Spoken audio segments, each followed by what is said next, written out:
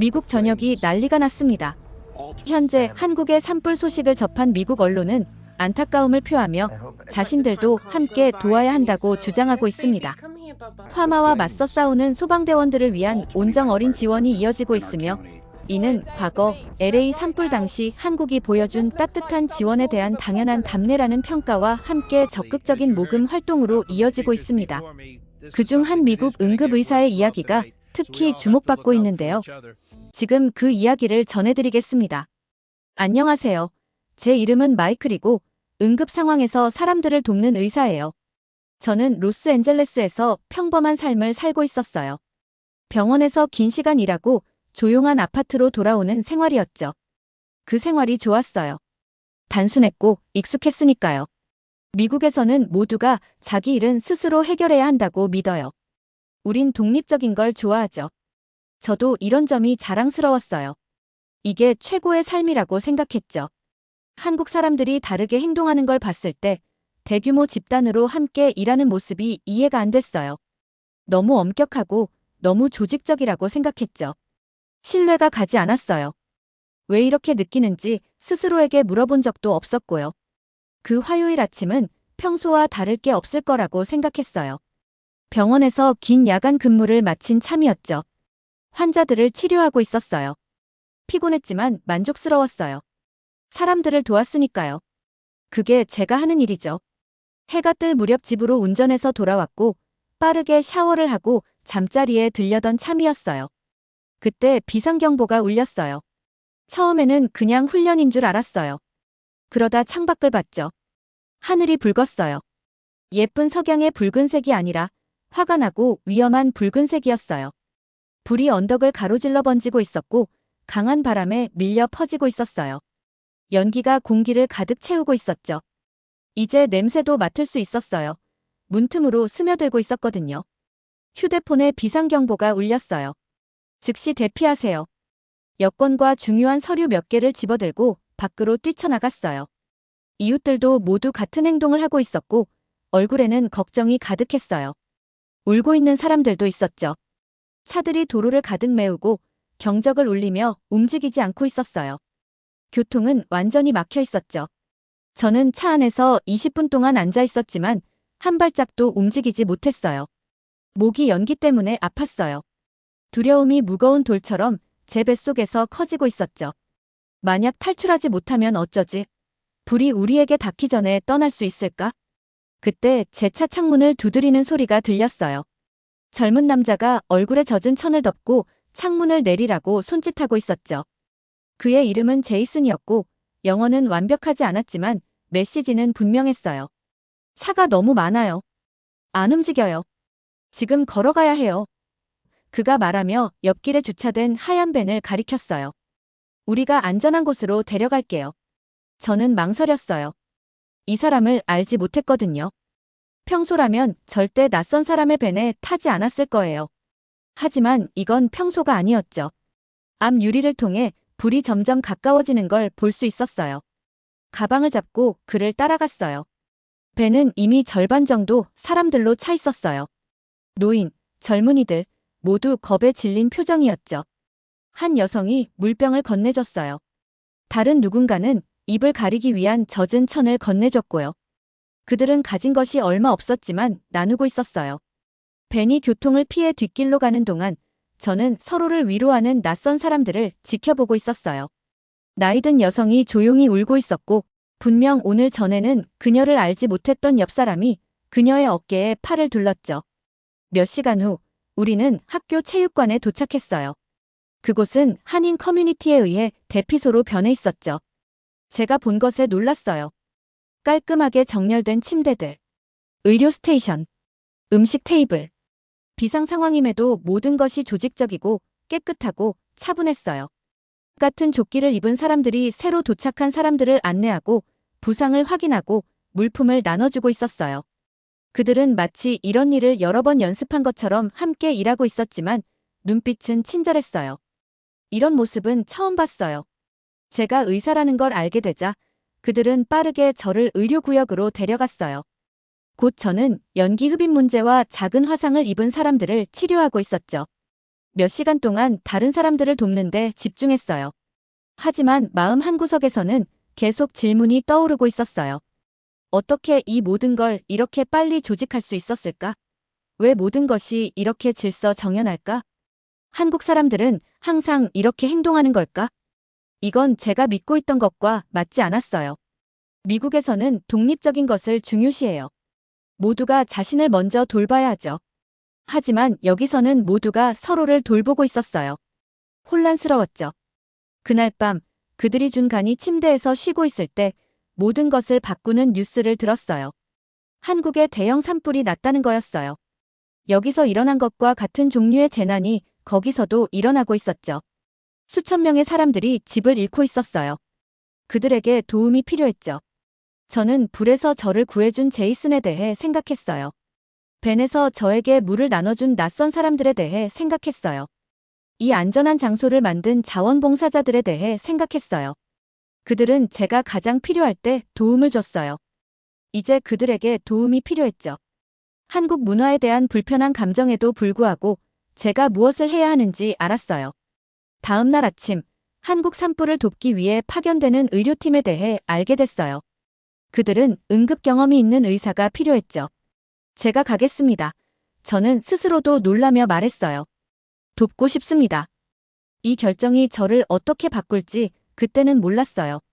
단지 빚을 갚아야 한다고만 생각했죠. 저를 도왔던 사람들이 고통받고 있었고, 이제는 제가 그들을 도울 차례였으니까요. 바다를 건너 한국으로 날아가는 비행기가 평소보다 더 좁게 느껴지고 있었어요. 제가 뭘 생각하고 있었던 걸까요? 저에게 너무 낯설게 느껴지는 나라에 자원해서 간다니요? 계속 스스로에게 말하고 있었어요. 한국은 너무 조직적이고 미국과는 너무 달라. 난 거기에 적응하지 못할 거야. 창밖을 바라보며 구름이 우리 아래로 지나가는 걸 보고 있었어요. 우리 임무에는 15명이 있었어요. 의사, 간호사, 그리고 도우미들이요. 저는 그들 중 아무도 거의 알지 못했어요. 제 가방 안에는 고향 병원의 작은 사진이 들어있었어요. 위안을 얻으려고 그것을 만졌죠. 몇 시간이 지난 후 기장이 인천국제공항에 접근하고 있다고 안내했어요. 비행기가 구름을 뚫고 내려갈 때 제 심장이 더 빨리 뛰고 있었어요. 아래로는 처음으로 한국이 보였어요. 사진이 아닌 실제 모습이었죠. 땅은 산, 도시, 물이 섞여 있었어요. 현대적이면서도 동시에 고풍스러워 보였죠. 공항은 저를 놀라게 했어요. 깨끗하고 밝고 엄청 컸거든요. 모든 것이 부드럽게 움직이고 있었어요. 사람들은 목적을 가지고 걷고 있었고 한국어와 영어로 된 표지판이 길을 안내하고 있었죠. 깔끔한 제복을 입은 직원들이 작은 인사와 함께 우리를 맞이했어요. 한국에 오신 것을 환영합니다. 도움 주러 와주셔서 감사합니다. 한국재난관리청의 한 여성이 말했어요. 그녀의 목소리는 따뜻하면서도 전문적이었죠. 에밀리라는 젊은 여성이 통역을 위해 앞으로 나섰어요. 그녀는 미국인이었지만 한국어를 완벽하게 구사했어요. 그녀의 부드러운 목소리와 차분한 파란 눈이 저를 조금 덜 긴장되게 만들었어요. 의성군으로 갈 거예요. 에밀리가 우리가 버스에 탑승하면서 설명했어요. 약 3시간 거리예요. 그곳의 화재가 아주 심각해요. 저는 창가에 앉아 한국의 풍경이 지나가는 것을 보고 있었어요. 도시들은 높은 건물과 밝은 간판으로 가득 차 있었어요. 그런 다음 시골로 들어갔는데 작은 농장들이 언덕에 점점이 있었고 멀리 산들이 솟아 있었죠. 일부 지역은 화재로 검게 타서 나무들이 재가 되어 있었어요. 다른 곳에서는 일상이 평소처럼 계속되고 있었죠.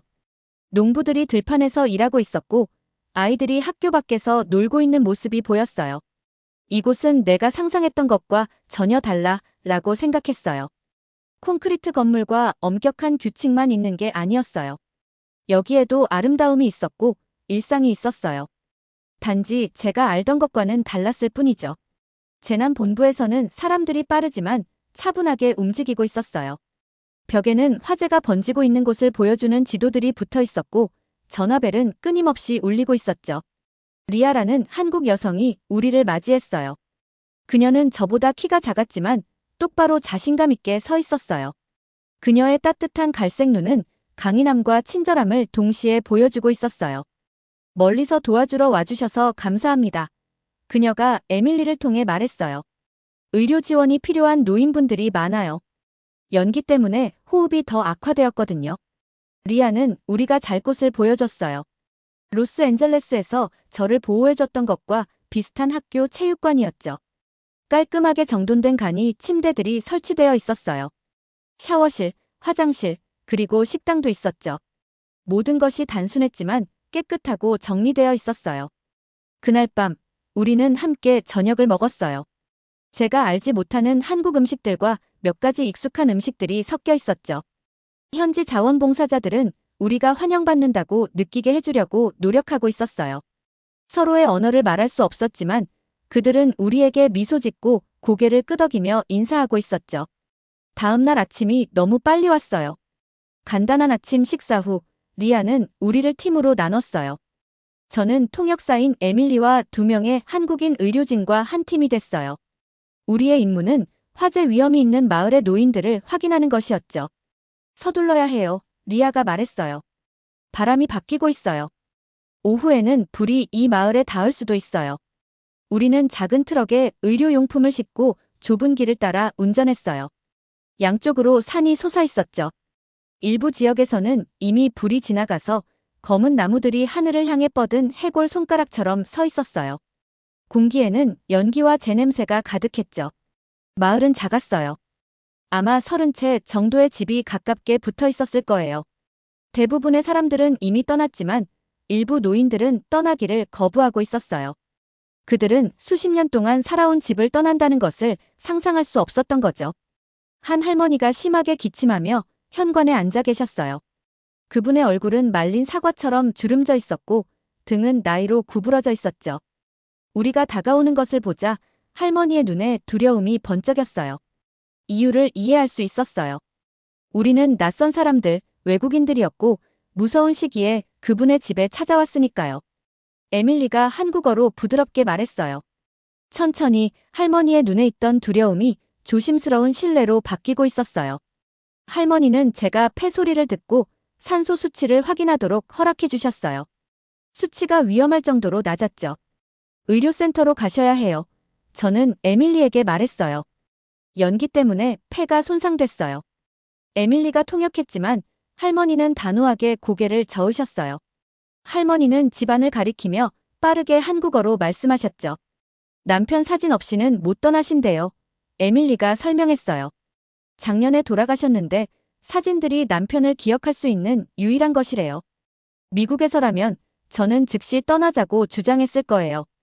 의료적 필요성이 분명했고 불이 다가오고 있었으니까요. 하지만 무언가가 저를 멈추게 했어요.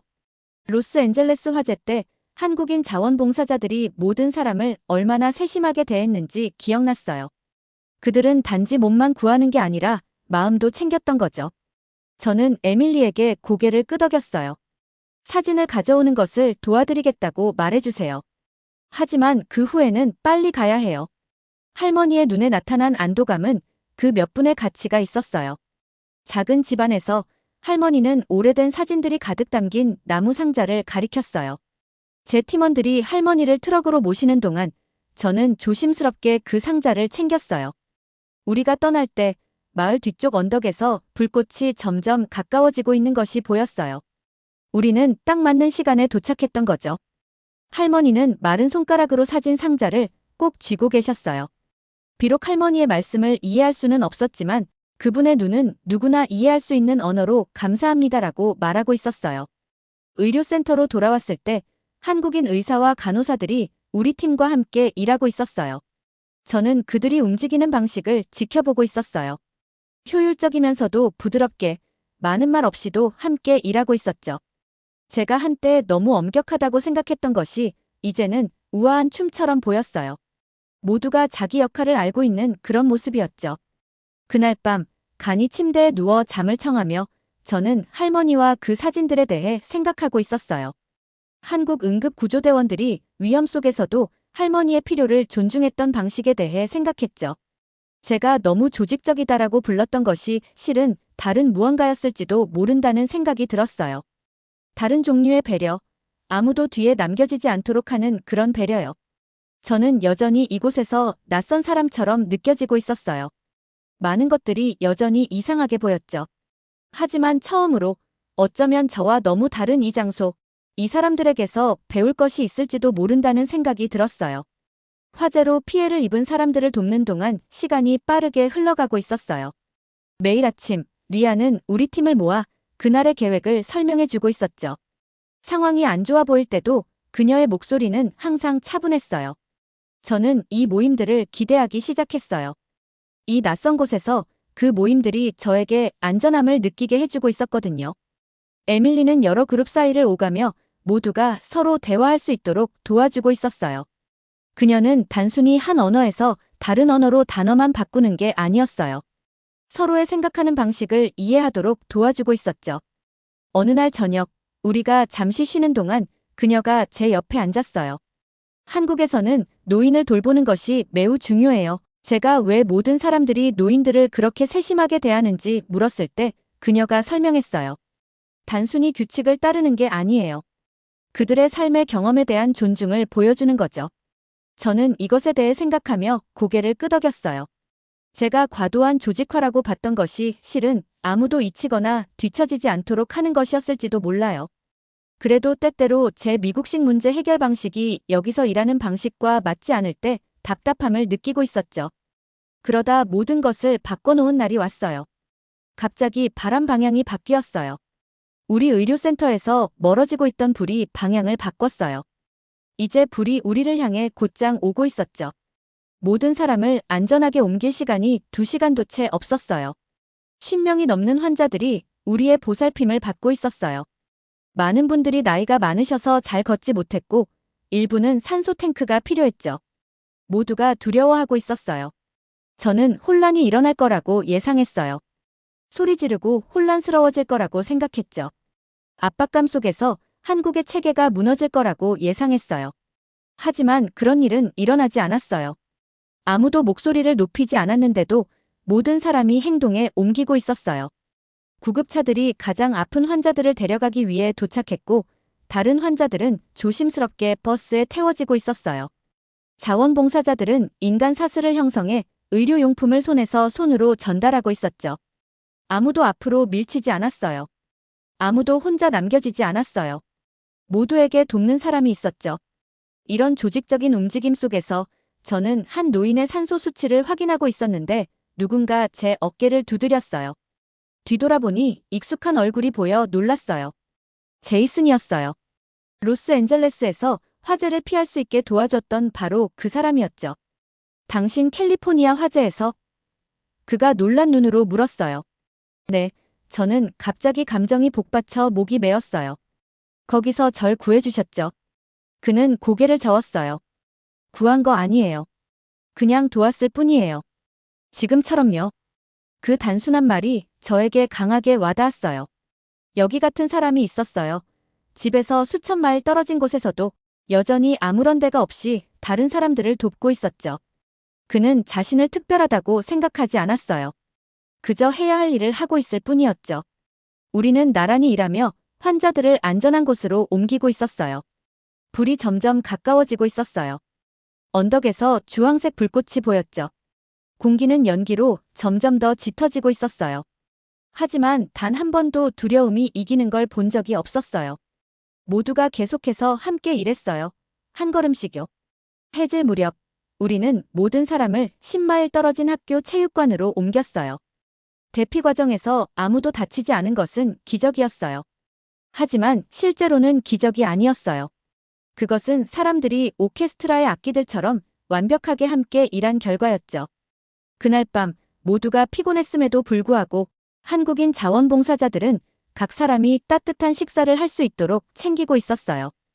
음식은 아름다운 천으로 쌓여왔어요. 이런 비상 상황에서도 그들은 식사를 특별하게 만들기 위해 시간을 들였던 거예요. 저는 자원봉사자들이 자신들은 먹기 전에 모든 환자들이 먼저 먹을 수 있도록 확인하는 모습을 지켜보고 있었어요. 체육관 구석에서 한 할머니가 조용히 울기 시작했어요.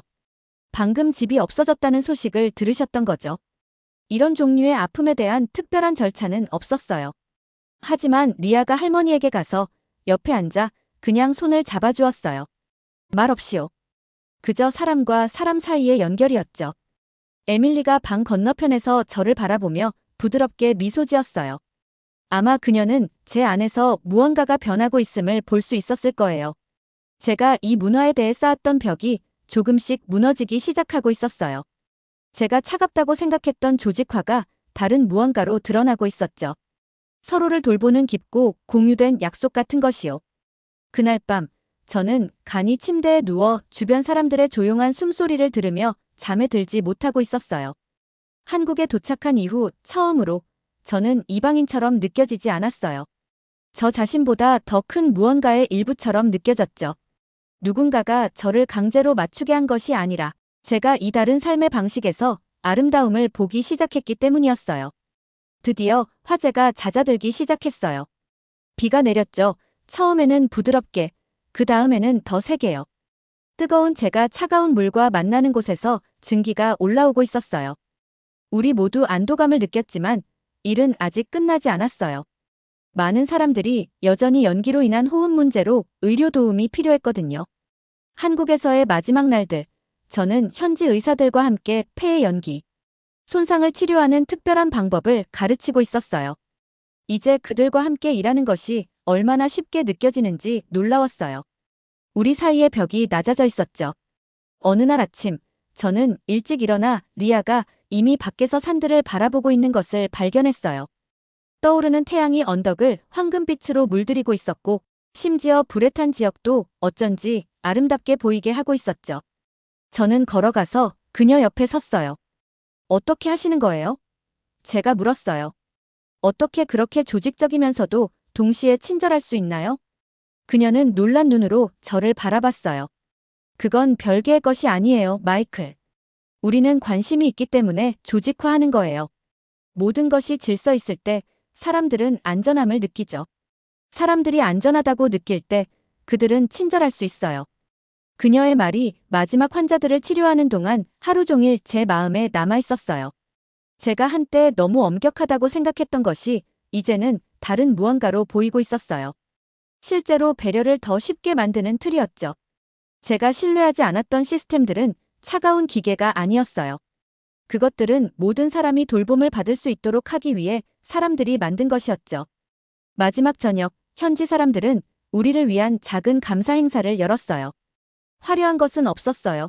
그저 함께 나누는 간단한 음식과 말이 통하지 않을 때는 미소로 전하는 이야기들이었죠. 제가 며칠 동안 치료했던 한 노인이 천천히 저에게 다가왔어요. 그는 작은 공예품을 내밀고 있었어요. 한국을 기억하기 위해서 에밀리가 그의 말을 번역했어요. 우리를 기억하기 위해서. 잘 들으셨나요? 세상에는 가슴 따뜻한 이야기들이 가득합니다.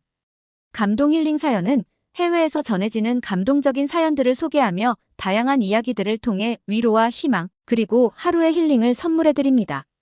조그마한 힐링이 되셨다면 구독과 알림 설정도 큰 힘이 되어요.